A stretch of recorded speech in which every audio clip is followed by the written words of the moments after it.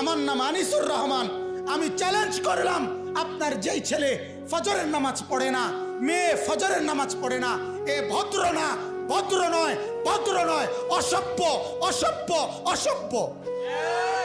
তুমি যদি সাহস থাকে তো তুমি প্রতিবাদ করো, তুমি যুক্তি দাও। আমি বসুন, দরকার হলে তুমি বলো।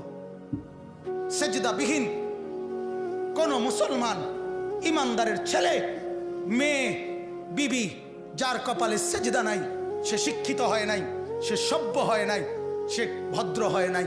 আল্লাহ কোরআনে বলছে, ইবলিসকে, ইবলিস তুই সেজদা করলি না, অহংকার করেছিস, তুই বের হ আমার থেকে। জন্য যে সেজদা করে না সে অহংকারী, আর অহংকারীকে ভদ্র বলে না। কথা বলেন না কেন? অহংকারীকে কি বলে না? ভদ্র বলে না।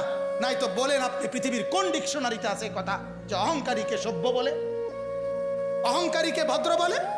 আল্লাহ তো কোরআনে বলছে সেজদা না করা এটা অহংকার। এটা কি বলেন না? তাইলে অহংকারী কি ভদ্র হয়? অহংকারী কি সভ্য হয়?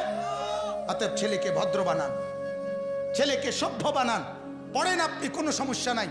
বাংলা পড়েন, অঙ্ক পড়েন, ইংরেজি পড়েন, পদার্থ পড়েন, জীববিজ্ঞান পড়েন, হিমালয় পর্বত ফুরাটা ফইরা বাইতে যাই পড়েন, কোনো মানা নাই। আটলান্টিক মহাসাগর পইরা বাইতে নালান, কোনো আপত্তি নাই। কিন্তু কোরআন বাদ দিলেন কেন? সেজদা বাদ দিলেন কেন?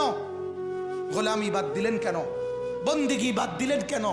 আল্লাহকে ছেড়ে দিলেন কেন? আল্লাহর সাথে দুশ্মনী কেন? যে ছেলেটা সারাদিন একটা ওয়াক্ত নামাজ পড়ে না, যে বিবি একটা ওয়াক্ত নামাজ পড়ে না, যে মেয়েটা পর্দা করে না, তারে জিজ্ঞাসা করেন না যে মা সবার সাথে সম্পর্ক বজায় রাখো, মালিকের সাথে কেন দুশ্মনী? আল্লাহর লগে কি নারাজি হইলা? আল্লাহর সাথে কি দুশ্মনী? আল্লাহর লগে কেন রাগ করলা?